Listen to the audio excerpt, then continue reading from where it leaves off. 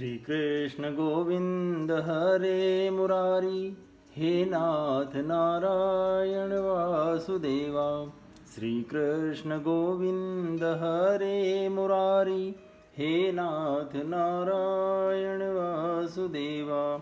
हे नाथ नारायण वासुदेवा, हे नाथ नारायण वासुदेवा।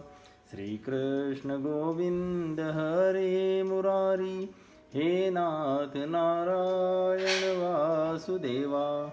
अष्टदशमोऽध्याय। श्री कृष्ण का द्वारकागमन। शौनक उवाच। हत्वा स्वरिक्थ स्पृथ आततायिनो युधिष्ठिरो धर्मभृतां वरिष्ठः, सहाजनैः प्रत्यवरुद्ध भोजनः, कथं प्रवत्तः किमकारषित् ततः। सूत उवाच। वंशं कुरोर्वशद्वाग्निर्निहर्तं संरोहयित्वा भवभावनो हरि, निवेशयित्वा निजराजेश्वरो युधिष्ठिरं प्रीतमना बभूवः। निशम्य भक्तोक्तथाच्युतोक्तं प्रवत्त विज्ञान विधूत विभ्रमः, शशास गामेन्द्र इवाजिताश्रयः, परिध्युपान्ता मनुजानुवर्तितः। शौनक जी ने पूछा, धार्मिक शिरोमणि महाराज युधिष्ठिर ने अपनी पैतृक संपत्ति को हड़प जाने के इच्छुक आतताइयों का नाश करके अपने भाइयों के साथ किस प्रकार से राज्य शासन किया और कौन कौन से काम किए, क्योंकि भोगों में तो उनकी प्रवृत्ति थी ही नहीं। सूत जी कहते हैं, संपूर्ण सृष्टि को उज्जीवित करने वाले भगवान श्रीहरि परस्पर की कलहाग्नि से दग्ध कुरुवंश को पुनः अंकुरित कर और युधिष्ठिर को उनके राज्य सिंहासन पर बैठाकर बहुत प्रसन्न हुए। भीष्म पितामह और भगवान श्री कृष्ण के उपदेशों के श्रवण से उनके अंतःकरण में विज्ञान का उदय हुआ और भ्रांति मिट गई। भगवान के आश्रय में रहकर वे समुद्र पर्यंत सारी पृथ्वी का इंद्र के समान शासन करने लगे। भीमसेन आदि उनके भाई पूर्ण रूप से उनकी आज्ञाओं का पालन करते थे। कामं ववर्ष पर्जन्यः सर्वकाम दुधामहि, सिचिषु स्म व्रजान गाव पयसोदवस्तिर्मुदा। नद्य समुद्रा गिरयः सवनस्पति विरुधः, फलन्त्योषधयः सर्वाः काममवृत्तु तस्य वै। नाधयो व्याधयः क्लेशादेव भूतात्महेतवः, अजातशत्रा वभवन जंतूनां राज्ञी कैर्चित्। उत्विषा हस्तिनपुरे मासान् कतिपयान् हरिः, सुहृदा च विशोकाय स्वसुरश्च प्रियकाम्यया।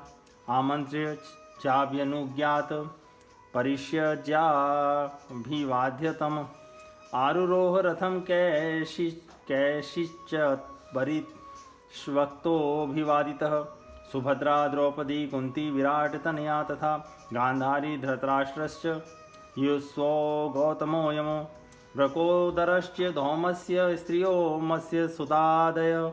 न सेहिरे विमुहन्तो विरहं शारं धवनः, सत्संगान्मुक्त दुसंगो हातुं नोत्सहते बुधः।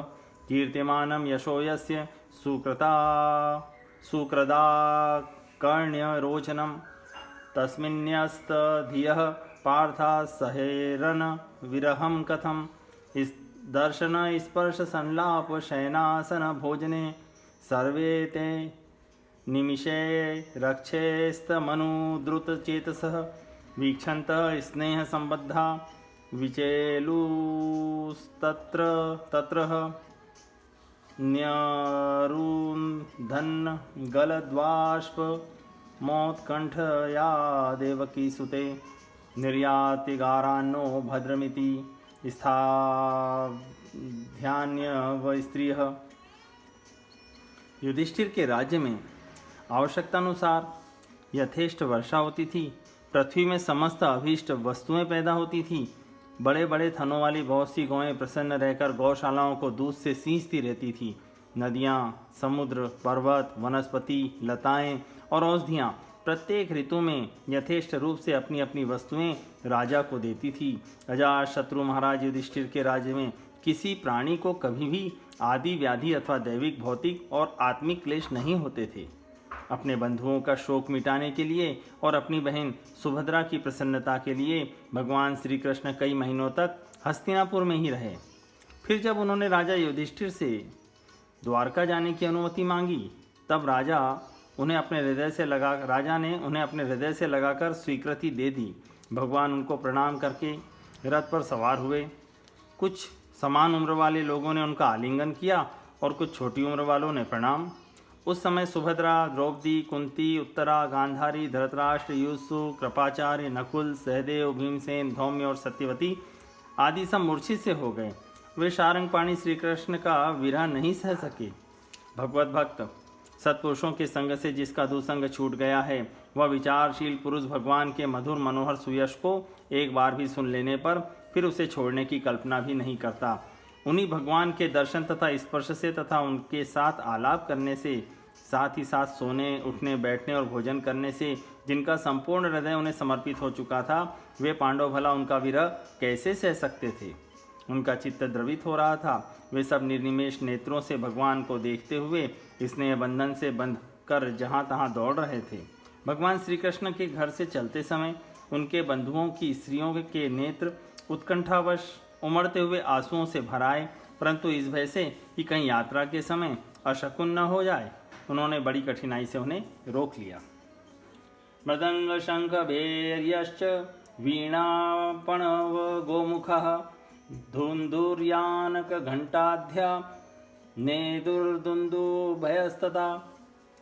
प्रसादा शिखरारूढ़ा क्रूर्णायो द्विद्रक्षया व्रवशु कुसुमय कृष्णं प्रेम व्रीडास्मिते क्षणः सितातपत्रं जग्राह मुक्तादाम विभूषितं रत्नदंड गुणाकेश प्रिय प्रियतमस्यः उद्धवः सात्यकीश्चैव व्यजने परमाद्भुते विकीर्णमाण कुसुमे रेजे मधुपतिपति अश्रूयन्ताशीषः सत्यास्तत्र तत्र द्विजेरितः नानारूपानुपाश्च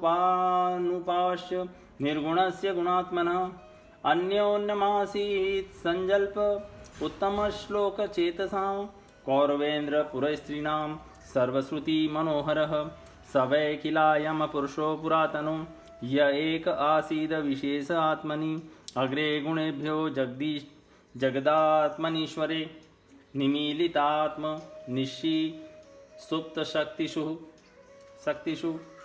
स एव भूयो निज्वीर्चोदितां स्वजीव मायां प्रकृतिं सीस्रक्षतीम् अनामरूपात्मनि रूपनामनि विधित समानोनुससार शास्त्रकृत सवा अयं यत्पद्मत्र सूरयो जितेन्द्रिया निजितमातरीश्वनः पश्यन्ति भक्त्यु कलितामलात्मना नन्वेश सत्वं परिमाशुमहर्ति।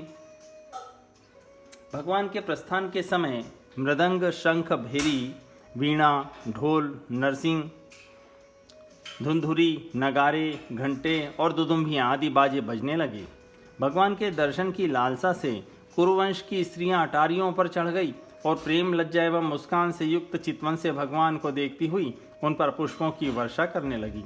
उस समय भगवान के प्रिय सखा घुंघराले बालों वाले अर्जुन ने अपने प्रियतम श्री कृष्ण का वह श्वेत छत्र, जिसमें मोतियों की झालर लटक रही थी और जिसका डंडा रत्नों का बना हुआ था, अपने हाथ में ले लिया। उद्धव और सात्यकी बड़े विचित्र चंवर डोलाने लगे। मार्ग में भगवान श्री कृष्ण पर चारों ओर से पुष्पों की वर्षा हो रही थी। बड़ी ही मधुर झांकी थी। जहाँ तहाँ ब्राह्मणों के दिए हुए सत्य आशीर्वाद सुनाई पड़ रहे थे।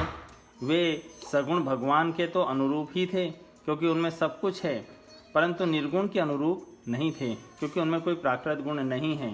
हस्तिनापुर की कुलीन रमणियाँ, जिनका चित्त भगवान श्री कृष्ण में रम गया था, आपस में ऐसी बातें कर रही थी जो सबके कान और मन को आकृष्ट कर रही थी। वे आपस में कह रही थी, सखियों, ये वे ही सनातन परम पुरुष हैं जो प्रलय के समय भी अपने अद्वितीय निर्विशेष स्वरूप में स्थित रहते हैं। उस समय सृष्टि के मूल ये तीनों गुण भी नहीं रहते। जगदात्मा ईश्वर में जीव भी लीन हो जाते हैं और महतत्व आदि समस्त शक्तियाँ अपने कारण अव्यक्त में सो जाती हैं। उन्होंने ही फिर अपने नाम रूप सहित स्वरूप के नाम रूप के निर्माण की इच्छा की और अपनी काल शक्ति से प्रेरित प्रकृति का, जो कि उनके अंशभूत जीवों को मोहित कर लेती है और सृष्टि की रचना में प्रवृत्त रहती है, अनुसरण किया। व्यवहार के लिए वेदादि शास्त्रों की रचना की। इस जगत में जिसके स्वरूप का साक्षात्कार जितेंद्रिय योगी अपने प्राणों को वश करके भक्ति से प्रफुल्लित निर्मल हृदय में किया करते हैं, ये श्री कृष्ण वही साक्षात परब्रह्म हैं। वास्तव में इन्हीं की भक्ति से अंतःकरण की पूर्ण शुद्धि हो सकती है, योगादि के द्वारा नहीं।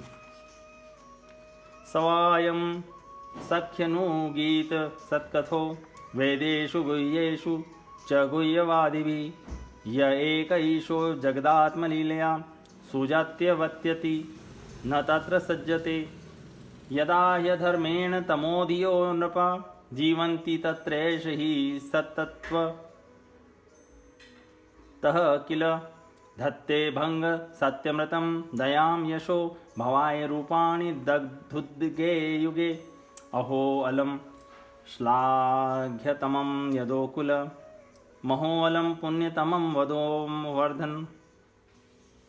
वधोर्वनं यदेव पुंसाम्रषभश्रियपतिः स्वजन्मना चक्रक्रमणेन चाञ्चति अहोवत स्वर्यशस्तिरस्करी कुशस्थली पुण्यशस्करी भुव पश्यन्ति नित्यं यदनुग्रहेशितं स्मितावलोकं स्वपति स्वयत्प्रजा नूनं व्रतस्नानहुतादिनेश्वर समचिर्तुहस्य गृहीतपाणिभिः पिबन्ति या सख्यधरामृतं मुहुर्वज्रस्त्रियः सम्मुर्मुहुर्यदाशया या वीर्यशुक्लेन रता स्वयंवरे प्रमथ्य चैद्य प्रमुखान् हि सुष्मिन प्रधुम्न सांबाम्ब सुतादयोपरा याश्चाहत्रा भौमवधे सहस्रश। सखी, वास्तव में ये वही हैं जिनकी सुंदर लीलाओं का गायन वेदों में और दूसरे गोपनीय शास्त्रों में व्यासादि रहस्यवादी ऋषियों ने किया है, जो एक अद्वितीय ईश्वर है और अपनी लीला से जगत की सृष्टि, पालन तथा संहार करते हैं, परंतु उनमें आसक्त नहीं होते। जब तामसी बुद्धि वाले राजा अधर्म से अपना पेट पालने लगते हैं, तब यही सत्व गुण को स्वीकार कर ऐश्वर्य, सत्य, रित, दया और यश प्रकट करते और संसार के कल्याण के लिए युग युग में अनेकों अवतार धारण करते हैं। अहो, यह यदुवंश परम प्रशंसनीय है, क्योंकि लक्ष्मीपति पुरुषोत्तम श्री कृष्ण ने जन्म ग्रहण करके इस वंश को सम्मानित किया है। यह पवित्र मधुवन ब्रजमंडल भी अत्यंत धन्य है, जिसे इन्होंने अपने शैशव एवं किशोरावस्था में घूम फिरकर सुशोभित किया है। बड़े हर्ष की बात है कि द्वारका ने स्वर्ग के यश का तिरस्कार करके पृथ्वी के पवित्र यश को बढ़ाया है। क्यों न हो, वहाँ की प्रजा अपने स्वामी भगवान श्री कृष्ण, जो बड़े प्रेम से मंद मंद मुस्कुराते हुए उन्हें कृपा दृष्टि से देखते हैं, निरंतर निहारती रहती हैं। सखी, जिनका इन्होंने पाणी ग्रहण किया है, उन स्त्रियों ने अवश्य ही व्रत, स्नान, हवन आदि के द्वारा इन परमात्मा की आराधना की होगी, क्योंकि वे बार बार इनकी उस अधर सुधा का पान करती हैं, जिसके स्मरण मात्र से ही ब्रजबालाएं आनंद से मूर्छित हो जाया करती थी। ये स्वयंवर में शिशुपाल आदि मतवाले राजाओं का मान मर्दन करके जिनको अपने बाहुबल से हर लाए थे और जिनके पुत्र प्रद्युम्न, सांब, आम्ब आदि हैं, वे रुक्मणी आदि आठों पटरानियाँ और भौमासुर को मारकर लाई हुई जो इनकी हजारों अन्य पत्नियां हैं, वे वास्तव में धन्य हैं, क्योंकि इन सभी ने स्वतंत्रता और पवित्रता से रहित स्त्री जीवन को पवित्र और उज्जवल बना दिया है। इनकी महिमा का वर्णन कोई क्या करे। इनके स्वामी साक्षात कमलनयन भगवान श्री कृष्ण हैं, जो नाना प्रकार की प्रिय चेष्टाओं तथा पारिजातादि प्रिय वस्तुओं की भेंट से इनके हृदय में प्रेम एवं आनंद की अभिवृद्धि करते हुए कभी एक क्षण के लिए भी इन्हें छोड़कर दूसरी जगह नहीं जाते। एता परम स्त्री त्वम पास्तपेशलम निरस्त शौचम बत साधु कुर्वते या सा गृहत् पुष्करलोचना प्रति न जात्व पैत्यार्हतिभिर्हृदि स्पृशन एवं विधा गदतीनां सगिरपुर्योषितां निरीक्षणेनाभिनन्दन सस्मितेन ययो हरिः अजातशत्रुप्रतनां गोपीथाय मधुद्विषः परेभ्यः शङ्कितः स्नेहात् प्रायुङ्क्त चतुरङ्गिणीम् अथ दूरा गतान् शौरी कौरवान् विरहातुरान् सन्निवर्य दृढस्निग्धान् प्रायात्सवनगरीं प्रियः कुरुजाङ्गल पाञ्चालान् शूरसेनान् सयामुनान् ब्रह्मावर्तं कुरुक्षेत्रं मत्स्यान् सारस्वतानथ मरुधन्व प्रतिक्रम्य सौवीराभिरयोपरान् आनर्तान् भागवो पाच्छान्तवाहो मनाग्विभुः यत्र तत्र ह तत्रत्यैर्हरिः प्रत्युधताहरणः सायं भेजे दिशं पश्चात् गविष्टो गां गतस्तदा। हस्तिनापुर की स्त्रियां इस प्रकार बातचीत कर ही रही थी कि भगवान श्री कृष्ण मंद मुस्कान और प्रेम पूर्ण चितवन से उनका अभिनंदन करते हुए वहां से विदा हो गए। अजात शत्रु युधिष्ठिर ने भगवान श्री कृष्ण की रक्षा के लिए हाथी, घोड़े, रथ और पैदल सेना उनके साथ कर दी। उन्हें स्नेहवश यह शंका हो आई थी कि कहीं रास्ते में शत्रु इन पर आक्रमण न कर दें। सुदृढ़ प्रेम के कारण कुरुवंशी पांडव भगवान के साथ बहुत दूर तक चले गए। वे लोग उस समय भावी विरह से व्याकुल हो रहे थे। भगवान श्री कृष्ण ने बहुत आग्रह करके विदा किया और सात्यकी, उद्धव आदि प्रेमी मित्रों के साथ द्वारिका की यात्रा की। शौनक जी वे कुरुजांगल, पांचाल, सूरसेन, यमुना के तटवर्ती प्रदेश ब्रह्मावर्त, कुरुक्षेत्र, मत्स्य, सारस्वत और मरुंधव देश को पार करके सौवीर और आभीर देश के पश्चिम अनर्थ देश में आए। उस समय अधिक चलने के कारण भगवान के रथ के घोड़े कुछ थक से गए थे। मार्ग में स्थान स्थान पर लोग उपहार आदि के द्वारा भगवान का सम्मान करते। सायंकाल होने पर वे रथ पर से भूमि पर उतर आते और जलाशय पर जाकर संध्या वंदन करते। यह उनकी दिनचर्या थी। इति श्रीमद्भागवते महापुराणे पारमहंस्यां संहितायां प्रथम स्कंधे नैमिषीयोपाख्याने श्रीकृष्णद्वारकागमनं नाम 10मोऽध्यायः सम्पूर्णम्।